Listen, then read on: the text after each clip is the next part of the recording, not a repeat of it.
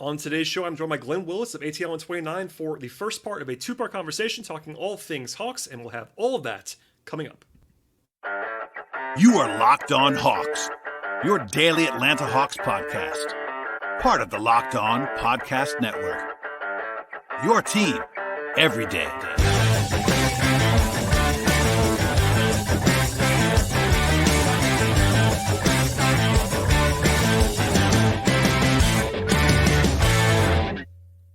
Hello, friends. Welcome to episode 1602 of the Locked On Hawks podcast. I am your host, Rowland, coming to you on a Monday morning here in early December. And today's show is brought to you by folks at Gametime. On the Gametime app, create an account. Use promo code LOCKEDONNBA for $20 off your first purchase with Gametime. And I'm joined on this podcast by my friend Glen Willis of ATL and 29. Glen is one of the experts in the space on the Atlanta Hawks. And as always, I encourage you to make this podcast your first listen each and every day. Please subscribe to the podcast anywhere you get your podcasts, places like Apple, Spotify, YouTube, etc. And as a reminder, it's part one of two. So once you get done with part one, part two should be available in your feeds at the same time. So please stay tuned. Without any further delay, here's myself and Glen talking all things Hawks. I am joined now by my friend Glen Willis of ATL and 29, and of course all over the internet. Glen, welcome back to the podcast. Thanks, Brad. Good to see you on a Sunday. A normal college football fan would be nursing a hangover. That's what your Wolverines accomplished yesterday, and the news this morning, and kind of where they landed. So, but you know, the unparalleled work ethic continues, and you're normal Brad even today. Yeah, there are some advantages to not drinking as a general rule, and that is one of them. I don't have to worry about that in particular. Plus, the Hawks played yesterday during Michigan's game, so I had to pay attention to the Hawks. People were I was getting made fun of for not watching the Hawks game. I'm like, guys, I'm live tweeting. I'm all in right now. It's Michigan was on too. I have two TVs for a reason in my living room. That's part of the deal of being a semi-professional sports content creator. But yeah, I was multitasking. But it is what it is.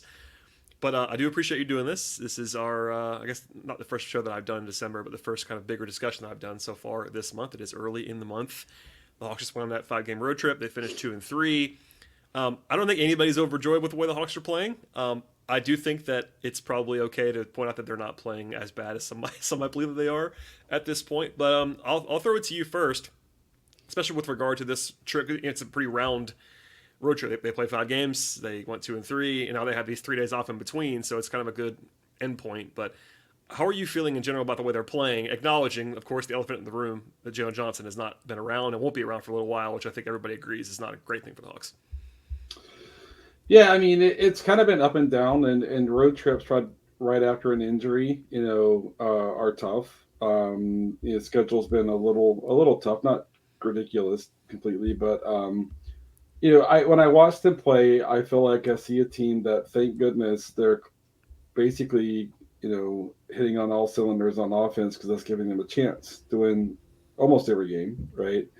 On the other side of the court, they have a lot to figure out, right? I know we're going to talk in more detail around that. I think if I try to kind of take on the persona of average Hawks fan, it's a pretty unsatisfying season so far. I mean, I think the biggest part of that for me, in my observation, is even the worst teams in the league, every game is coming down to the last few minutes. Like they're not teams that they should teams that they're broadly considered to be a lot better. The better team on the floor that night, it's a close game the whole way. And that, even if they win a close game against the Spurs, a close game against, whoever, right, that 48-minute effort shows up in the next game, and I think that's what has maybe eroded them of a few wins maybe they could have gotten otherwise. So I think it's kind of unsatisfying, although it's encouraging to see Trey back on track, shooting, floaters going. 3-point game is there. DJ's been really good in that way, but they have some serious issues on defense right now that I don't think there's any easy and obvious answers. And like I said, I don't get into that. Yeah, of course. When you and I talk, we're gonna lean into defense in some respects because it's something we both value probably more than most do. But even now, I mean, even the fans who don't particularly care about defense a lot, it's pretty obvious this team is not playing well defensively on the whole. The numbers are what they are, and it's been pretty rough at times. I do want to kind of start with life without Jalen Johnson because it is fresh. He's not played the last 4 games basically. And, they've been very poor defensively. That's not all because of Jalen. They weren't playing great defense with Jalen. Let's just say that out loud. They were already having some defensive issues with Jalen. But him being out definitely is magnified. He was doing a lot for them defensively as far as his length and rebounding and just his his playmaking, all that stuff. It is, especially when you factor in who's replacing him, which I'm sure is part of this discussion too, as far as the minutes are concerned. Rebounding has been really bad since he went out, for instance. It's going to be a little while longer. We don't know exactly how much longer I should say, but he's not coming back this week, let's just say. So it's going to be a little bit of time. What have you kind of noticed that's maybe surprised you about, how the Hawks have dealt with it? Because we kind of know broadly what they were going to be dealing with, but now we have a sample size of them dealing with it for a little while. And also, what can they kind of clean up around that? Because again, the reality is he's not going to come back on Wednesday. It's going to be a little while longer, so they have to just play. It's the NBA. It's kind of the next man up thing. And, half the roster's not out. Jalen's the only rotation guy that's out right now. It shouldn't be necessarily, life or death, but they're not playing well without him, especially on defense. Yeah, it's interesting because I would say that what they're doing on defense right now without Jalen is unworkable to me. I don't see do this a little better, do this a little better. They're throw out a couple options. Things they could do is right. They're still largely showing the big at the level of the screen, right? That's a show, and the objective of a show is to stop the ball handler and let the primary defender get back into a point of defensive leverage. They could outright blitz, and which is a more aggressive way to use the big, and see if that gives them more opportunity to hold up behind the play. They've done that actually the last 3 or 4 games in some spots. It's kind of ATO beater scheme, some end of game special situation kind of things like that, and stuff. But so there are some kind of smaller tweaks that they could try along those lines to try to kind of give themselves a better chance to hold it behind the play. But right now, I mean, Bay trying to get Bay workable on defense, right, is a narrow template is the wording that I would choose, and that he's better when you're switching because he can be physical at the point of the switch. He's good, proactive before the ball screen when they're switching, but you put him in space and he just does not have, the thing that you need to kind of manage in space. And so he's starting. He's been starting since Jalen's been out, right? And so they do when Conklin on the floor, they'll go to 1-3-5 switching at times. And so I'm interested, Clint starts, and Quinn has not wanted to do 1-3-5 switching with Clint on the floor at all this season, right? And so is there some sort of kind of rotation shift that gets them, lineups on the floor while Bay is on that lets them switch more? And so those are some moderately, likely successful kind of changes. But I mean, just playing this normal scheme with the big up at the level and Bay plus whoever else kind of behind the play is not working. The more advanced offensive teams are putting a guy in the dunker spot on both baselines. We've seen where they're just yeah. I mean, you probably can't cover one, but you can't cover two two guys down the baseline. So that I know that I threw a lot out there and stuff like that, but I think this stuff that they're doing right now with this starting group as it is now is not workable. Today's show is brought to you by FanDuel Sportsbook. As the weather gets colder, the NBA and NFL offers stay hot at FanDuel, America's #1 sportsbook. New customers get $150 in bonus bets with any winning $5 moneyline bet right now. That's $150 in your pocket if your team wins. Beyond the awesome perks of signing up with FanDuel, they have everything you're looking for across the sports betting space. They have point spreads, they have over-unders, money lines, and player props. Future bets, they have live in-game betting as well as same-game parlays and much more. And the FanDuel app is safe and it's secure. They cover the entire range of sports, and the user interface and experience is fantastic. They have the NFL, they have college football, they have the NBA, WNBA, college basketball, golf, tennis, soccer, auto racing, boxing, MMA, and many more, and all kinds of options of the Hawks as well. Pre-game lines, in-game lines, future bets with regard to the Hawks, both on the player side and on the team side. And now is the best possible time to sign up with folks at FanDuel. Visit FanDuel.com/LockedOn. Check out the official sport partner of the Locked On Podcast Network with an offer that you will absolutely not want to miss.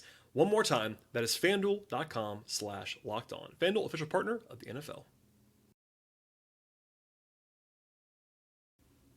I want to build on that and just, I try to be balanced on not piling on Sadiq's defense, but I was also sounding the alarm pretty early on this, and it's been rough. And it's not only him. I will be, you're not saying that either. I'm sure about that. But I think in the starting lineup in particular, he has been probably the biggest problem, which is funny on a team that has Trey on it. But I think that, the advanced numbers tell the same story. I know it's a small sample size, relatively speaking, when it comes to advanced numbers, but his EPM on defense is like, in the basement of the league. It's that bad. And the eye test kind of backs that up. So, scheme wise, it's tough because look, I could already hear the question, who do you start if you don't start Sadiq right now?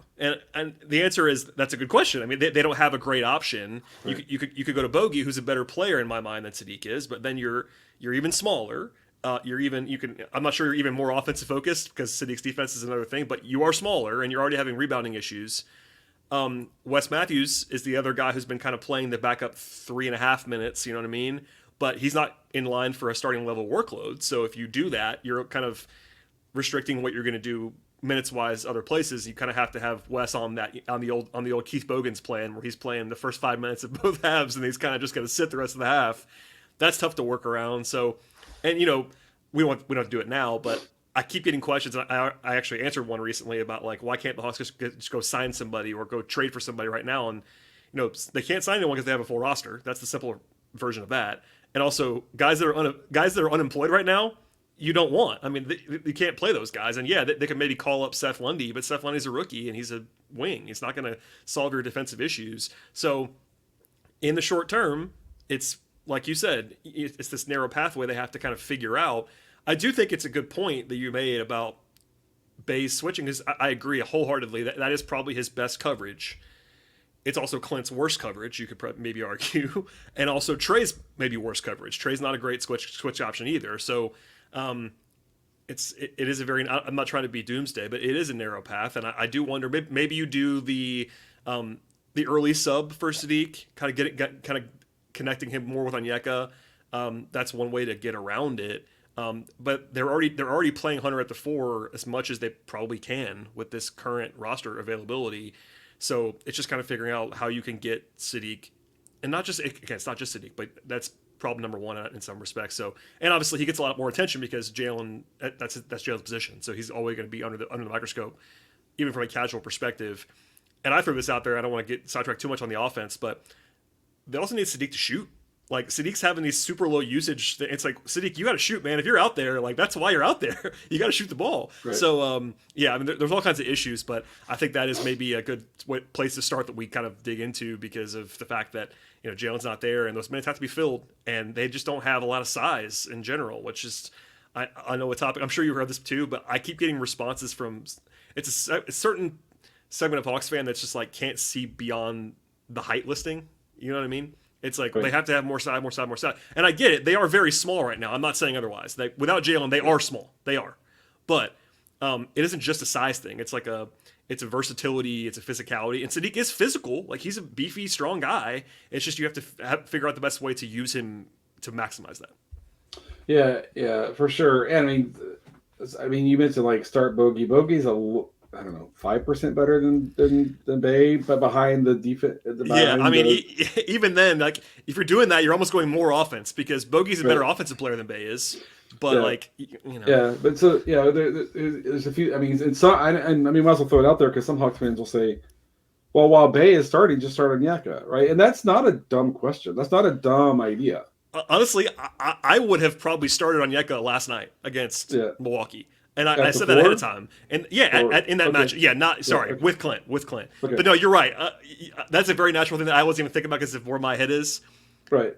I'm sure that's a question and look, I get this every single day at this point about the Clint. It's never going to stop. Until Clint's off the roster, it's just going to be every day of my life. It's going to be Clint Onyeka, but it's a good point. Yeah. But NBA coaches, I believe, at the end of the day, they want to start with solid interior defense and rebounding, and kind of Clint gives you that baseline. Yep. But if you're like, Hawks fans would say, if we're bottom 3 or whatever in the league on defense, why not take a bigger swing and kind of mix things up? It might be a game by game, matchup by matchup, because switching 1 through 5 against every team is not the right plan. And do you want to calibrate your defensive plan to Bay's weakness, or do you want to calibrate it to something? Right? That might be a thing you want to do for a little while. I don't know, but on offense, Bay's kind of willingness to shoot the ball, Bogey will shoot with like 5 hands right in his face. He does not care, and he seems unfazed by that. 100%. I think what I see Bay going through offensively is what Quinn wants is you get the ball, you're playing on the catch. We've used that phrase a lot. We've heard Quinn use that phrase, right? Mm-hmm. If the other big is out of the paint, say Onyeka has kind of drawn, the other big out of the paint, and you got a guy closing out on you, he wants a guy like Bay attacking the paint, right? Number one, Bay is good at it, right? He's really physical getting to the rim, and number two, it gives you that drive and kick for even better a wide open three for someone else if that happens. And I think Bay is still kind of acclimating to when do I just put the shot up, bogey style, right? Because he's one of the best, 20, 25 shooters in the league, whatever number you want to pick, right? And when do I use my physicality, kind of get to the rim and punish the other team for having not having a big down there to kind of protect the rim. And I just think he's still acclimating to kind of a new set of kind of responsibilities around that, especially when he's playing the 4, right? Because that's when he's being defended by a 4. That's when he can really attack. Playing at the 3, I think the instinct is more just shoot it. Just put up the jump shot, right? Because I think he's going to have a little less likelihood kind of dribbling around a 3, so to speak. But there's a lot of recalibration. And I know that some Hawks fans will be like, one guy got hurt. But you're talking about the ultimate glue guy for this whole team. He can dribble, he can pass, he can rebound, he can push in transition, he can finish in transition. He's turned into a good help defender. He's got size, And so a guy who contributes in every area and every category is a big loss. And and so I know we might talk later on about what kind of roster moves might be realistic at that point in time. You almost kind of hate to start the conversation because it goes to an extreme on Twitter. Right. But to me, it's like, I wonder, is Quinn like, well, we're going to play Clint 3 minutes to start the game and to get Onyeka on and to go through 1 through 5 switch. I wonder how aggressively he's contemplating trying to find some sort of defensive baseline that's going to work with Baby in the starting lineup for now. Today's show is brought to you by Gametime, and you should never have to worry about buying tickets to a big event. And with Gametime, you absolutely never have to worry because Gametime has last-minute deals and tickets for football or basketball or baseball, concerts, comedy, theater, and much more. And it's incredibly easy to navigate all of the interfaces there to find and buy tickets to any event in your area. They have zone deals as well for an average of 18% savings. And at Gametime, you can see all of the views for all the seats in the venue that you're looking for. It helps you know exactly what to expect when you arrive at that venue. They have all-in pricing as well at Gametime, so you know your total upfront without any of the hidden fees that some other places happen to have. And there's peace of mind with Gametime. The Gametime guarantee means that you'll always get the best possible price. Take all of the guesswork out of buying tickets right now by using Gametime. You can download the Gametime app, create an account, use promo code LOCKEDONNBA for $20 off your first purchase with Gametime. Terms apply. Again, create an account, use promo code LOCKEDONNBA for $20 off. Download the Gametime app today. Last minute tickets, lowest price, guaranteed. It's a good point, for sure. And we could, again, you and I could probably talk about this topic for an hour. We're not going to do that, but there's a lot of nuance involved here. But the point about Jalen is a good one because he's the only guy on the roster that is anything like himself, if that makes sense. There's this weird side discussion about who's the best player on the team right now, which I find still very funny. I think Trey is very obviously the answer to that question, but one might argue, and I've seen this argument before, that when Trey is out in a short sample, DeJounte can do a Trey impression. They're different players, but DeJounte can carry usage, he can score, he can have the ball in his hands, whatever. Put that to the side. When Jalen is out, there is no one that can do what Jalen does. As far as the two-way on offense, no one at his size on this roster can make the passes he makes, can push the ball in transition that he makes. Even the rim attacks, he can't, all that stuff. And then defensively, the centers are good defenders, both of them in different ways. And DeAndre's a good defender too. I know you are a proponent of this, and so am I. DeAndre Hunter is a valuable defensive player as a sort of nuanced defender. But Jalen is the help guy. Jalen's a great defensive rebounder for a power forward. They just don't have anybody that can do what he does, and that leaves them in a bad spot because you're already at, I would argue the power forward spot in general they already were kind of an injury away from being really thin there, no matter who it was. Even if it was Sadiq, they would be kind of thin there. It'd be easier to deal with. All respect to Sadiq, but like they don't have depth there. Like their backup, their third or fourth power forward is coming into the year was a second round rookie in Mo Gay, who's hurt right now. Like they don't want to play Mo Gay right now. Wes Matthews is 6'5".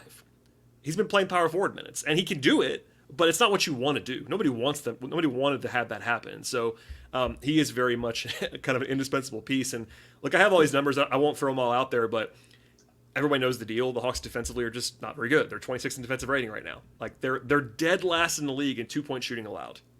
That's not good, man. Like 28th in assists allowed. They're bottom 5 in rim attempts allowed. Like, and a lot of that, it's this interesting conversation that we always have. And I wonder what you think about recently. Even what is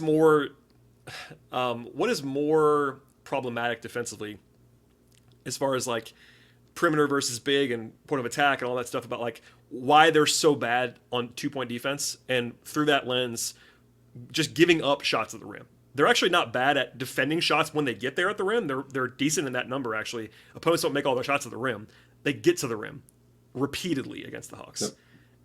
For me, that's a perimeter issue more than it's. I feel like there's always this disconnect when I share a number about rim or 2-point, and everyone always jumps to, oh, it's the center's fault. And it's like, well, no, it's actually kind of everybody but the center's fault in a lot of ways, and that's whether it's Clint or Ndeka. It's not a center discussion. It's like, for me, that's what I see. But I wonder if you see the same thing, because for me, that's statistically that's actually their worst area right now, is allowing people to get to the rim and finish inside the arc, and that's not what you would maybe have flagged coming into the year as like their number one problem area. Yeah, I mean, a part of it is they're getting their big out on the perimeter to help at the level of the screen, because the point of attack defense is so bad. That's yep. Right. When Jalen is learning how to be a stronger helper at the rim, right? I mean, we know he has the raw skills for that for sure.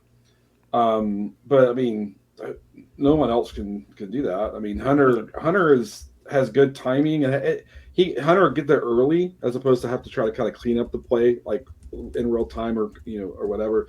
But I mean, reality is, if you want to say how many centers in the league can just outright consistently clean up a play at the rim, like just, I mean, absolutely not in the play. Not many. Rudy, I would put Jaren Jackson Jr. in there. Mitchell Robinson is in there. It's not a long list. I mean, there might be 5 or 6. I mean, and maybe you could argue that Clint was that guy 3 years ago.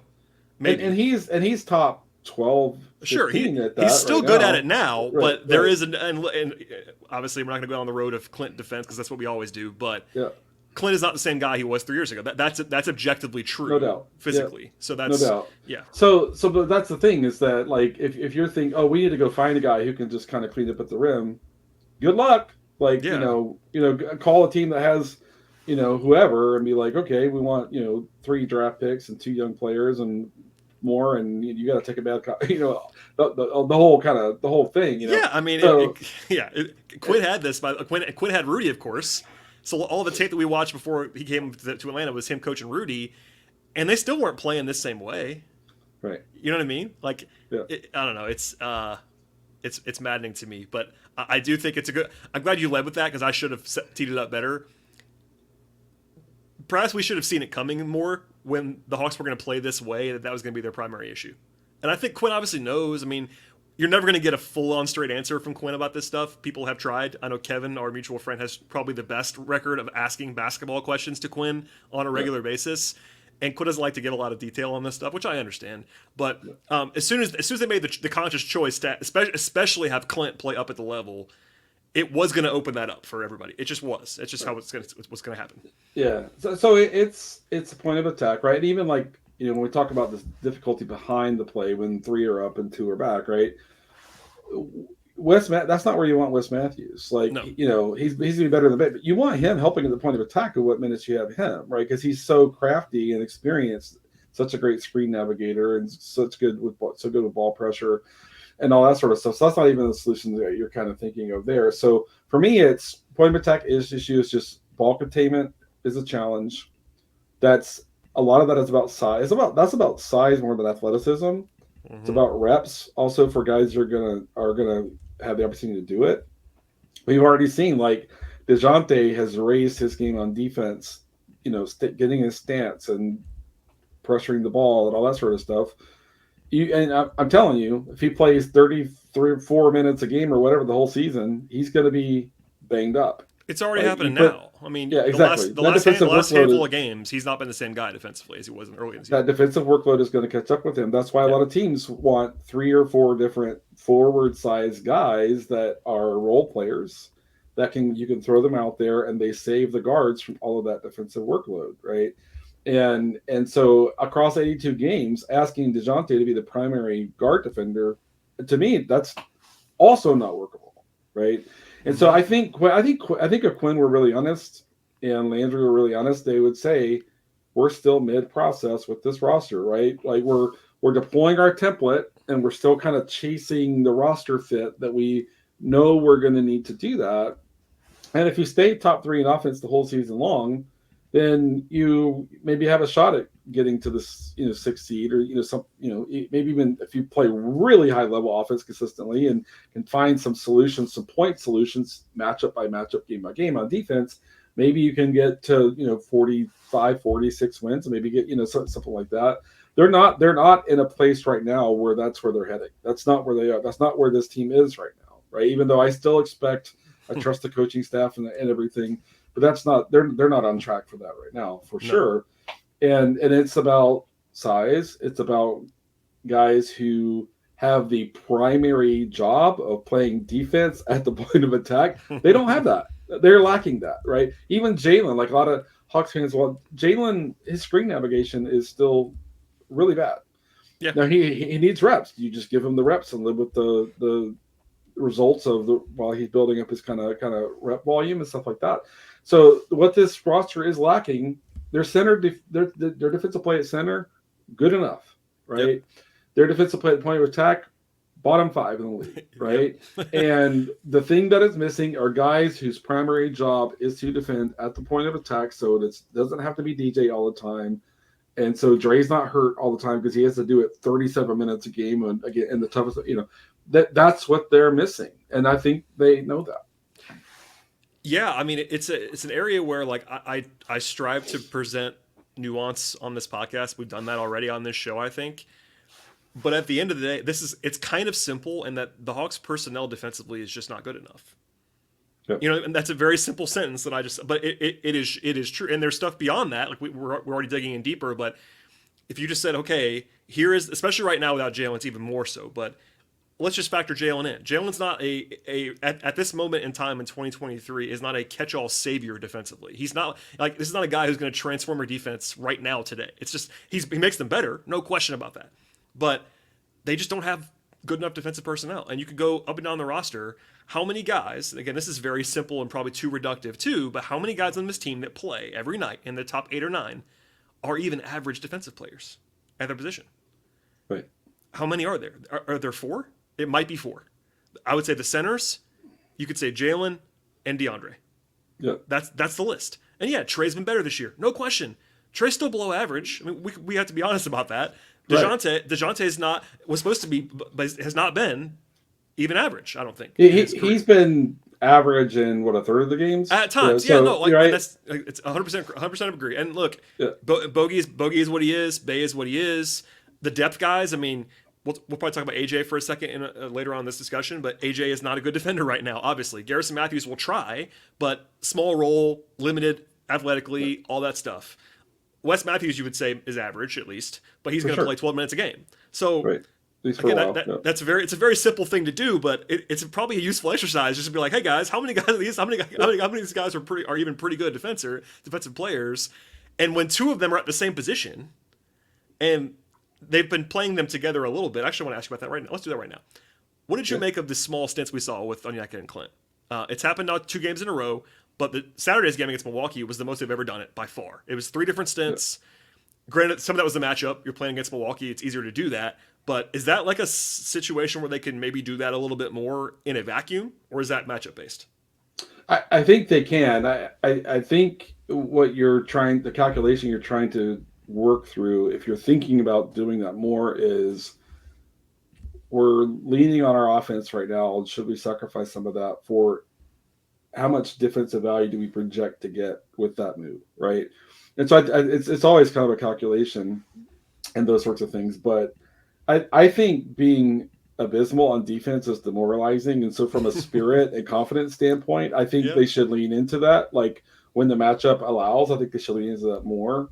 I think it helps their rebounding. And Onyeka is becoming more and more versatile offensively, and that helps. Even if it's just parking him in the corner while Trey and Clint run high pick and roll or whatever, right? Which they did so last night. That happened a little bit. You kind of had him. I hesitate to make this comparison. They kind of had him in the John Collins role of the it's not his best role on offense. Everybody knows it, but he kind of just has to be there right now. Yeah. And just to back you up, the sample size is so small that I almost don't even care. But the numbers tell you so far, and it's 15 minutes. 15 minutes. That's it. That's a very tiny. Barely a quarter. But they have in those minutes. The eye test backs it up. They've been above average defensively, above the league average. They've actually been pretty good defensively in those minutes, but they've been awful offensively, which honestly makes sense. But to your point, even mentally, there is a point in a season or in a stretch of seasons or multiple seasons or whatever, where if you just know you can't stop anybody, it can be a little bit frazzling even to your offense. I think that might have happened a little bit because this is it's not as simple as offensive team is what the Hawks are, and that's true. But there is a point where if you're so bad defensively for long enough, habits can be bad, all that stuff. So I do think that it'd be tough in certain matchups, and I think that's why we haven't seen more of it. But especially without Jalen, maybe you just want to have more defensive talent on the court, and Onyeka's versatility and athleticism and range kind of allows for it in a way that they probably couldn't have gotten away with it a year ago. Onyeka can take a quarter three. That's a very simple thing, but it does matter. Yeah, and he's even confident, above the right there above the break too. Oh yeah, but I still say the matchup the Hawks struggle the most with is another team throws 4 guards or 4 quasi guards or some combination and a reasonably skilled big. And why is that? Because you got to cover 4 guys who can put the ball on the floor.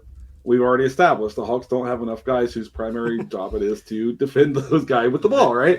I still think that's their biggest issue, right? From a matchup perspective, they don't have enough of that, right? But I think when teams want to play, Portis plus Giannis or Brook or whoever, right? Even against New Orleans, and Willie Green has been great about pulling Jonas off the floor and kind of playing Zion at 5 when that's the right kind of way to go. And so I think, I don't think you can just assume that the other coach is going to do the Hawks a favor and play 2 quasi-traditional bigs out there. But the Bucks have to do that. The Knicks kind of have to do that, right? Yeah. And you can kind of go on and on. There's other, examples around the league where that's the case, And then the next thing you're playing the Heat on a Tuesday night. They're playing Jimmy and 3 guards and bam, right? And you're the Hawks got kind of nothing for that, right? Yep. And so you need a roster that can swing in both directions. You have to win, say 50 plus games. These days, you have to have a roster where your rotation can swing bigger, your rotation can swing smaller, and the Hawks don't have that kind of rotation versatility yet. I love that they took this last draft really seriously. I think Lundy was, we won't have to revisit all that, but I think Gay was a great get where he was, and Lundy was a great. And so part of this is, do we stay committed to the development of these guys who do project to play well in the system that Quinn wants to run? But that's a year and a half, whatever away, right? Yep. And so are the Hawks going to accept being a play-in team with this current rotation and kind of roster makeup with these obvious gaps defensively and say, okay, this is going to serve us better in a 2-year timeline than not? Or might there be a move that they can make, find one more defender that they can get affordably and near the deadline or between now and the deadline, whatever. That's an organizational decision that they have to kind of work through. That not necessarily an easy answer.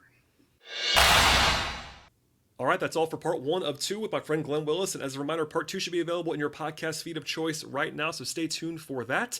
Please subscribe to the podcast anywhere you get your podcasts, Spotify, Apple, YouTube, etc. Follow the show on Twitter at LockedOnHawks. Follow me there as well at BT Rowland. My written work about the Hawks is at patreon.com/BT Rowland.